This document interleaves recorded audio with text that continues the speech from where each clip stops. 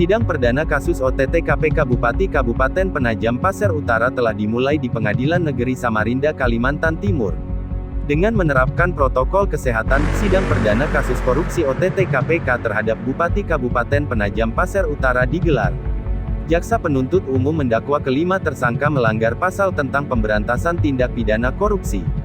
Dalam sidang perdana ini pembacaan dakwaan dilakukan dua sesi. Sesi pertama pembacaan surat dakwaan atas nama Mulyadi yang menjabat sebagai PLT Sekda PPU, Edi Hasmoro menjabat sebagai Kadis PUPR dan Jusman menjabat SEBGAI Kabid Sarana dan Prasarana Dinas Pemuda dan Olahraga Pemkab Penajam Pasir Utara.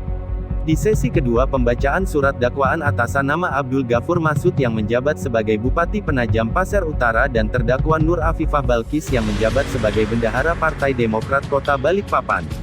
Penuntut umum dari KPK Ferdinand menjelaskan persidangan ini akan membuktikan bahwa Bupati Penajam Pasir Utara dan terdakwa lainnya terbukti telah menerima uang dari 9 kontraktor yang mengerjakan proyek di Dinas PUPR dan menerima uang dari perusahaan yang mengurus perizinan.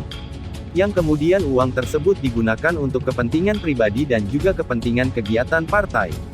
Dirinya juga menambahkan, dalam proses penyelidikan kasus korupsi ini pihaknya telah memeriksa 160 saksi, namun nantinya KPK akan menghadirkan 60 saksi saja yang dianggap kompeten dan relevan untuk dihadirkan dalam persidangan selanjutnya. Jadi dakwaan ini adalah mengkonfirmasi bahwa kemarin kita sudah sidangkan untuk pemberinya Ahmad Judi, bahwa untuk Ahmad Judi sudah terbukti melakukan perbuatan pidana yaitu suap kepada Abdul Ghafur Masud selaku Bupati PPU.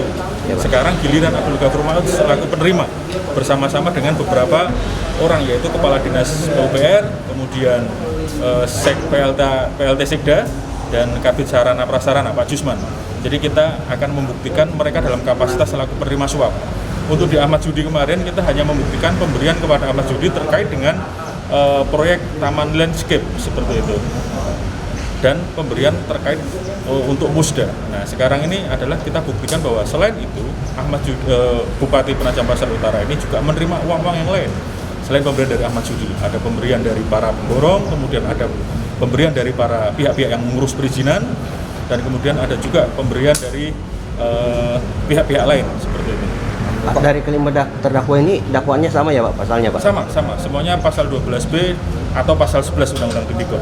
Pak, dilihat dari tadi Pak, kayaknya Pak AGM ini sangat berperan besar Pak dalam penentuan. Selaku Bupati tentunya dia kan memiliki otoritas untuk menggerakkan aparat di bawah untuk melaksanakan apa yang dia inginkan. Apa itu adalah uang-uang untuk operasional dia terkait dengan kapasitas dia selaku bupati maupun kapasitas dia selaku selaku fungsionaris Partai Demokrat, di mana dia juga sempat ikut kontestasi selaku ketua DPD Kaltim, DPD Partai Demokrat Kaltim, meskipun sekarang ternyata yang terpilih adalah Pak Irwan ya, tapi ada upaya-upaya untuk memenangkan kontestasi tersebut dengan mengumpulkan uang dari pihak-pihak di Penajam Pasir Utara, dalam hal ini para rekanan seperti itu. Ancaman minimal hukumannya Pak? 4 tahun.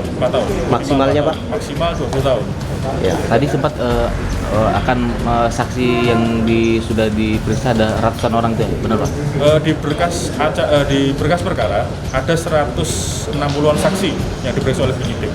Akan tetapi demi efektivitas persidangan kami hanya memanggil sekitar 60 orang maksimal yang benar-benar relevan dengan pembuktian. Seperti itu. Tadi majelis hakim meminta persidangan akan dilakukan seminggu 2 kali begitu. Baik, itu sesuai dengan instruksi dari Ketua Mahkamah Agung bahwa untuk proses persidangan kalau bisa dipercepat sebagai bentuk pelayanan prima pengadilan terhadap para pencari keadilan. Ya, kami akan menyesuaikan hal itu. Misalkan tidak dimungkinkan seminggu sekali untuk mengejar agar perkara cepat selesai, kami siap juga seminggu 2 kali. Tapi kami sudah menyiapkan timeline dengan asumsi seminggu sekali, itu sekitar 9 kali saksi kita periksa.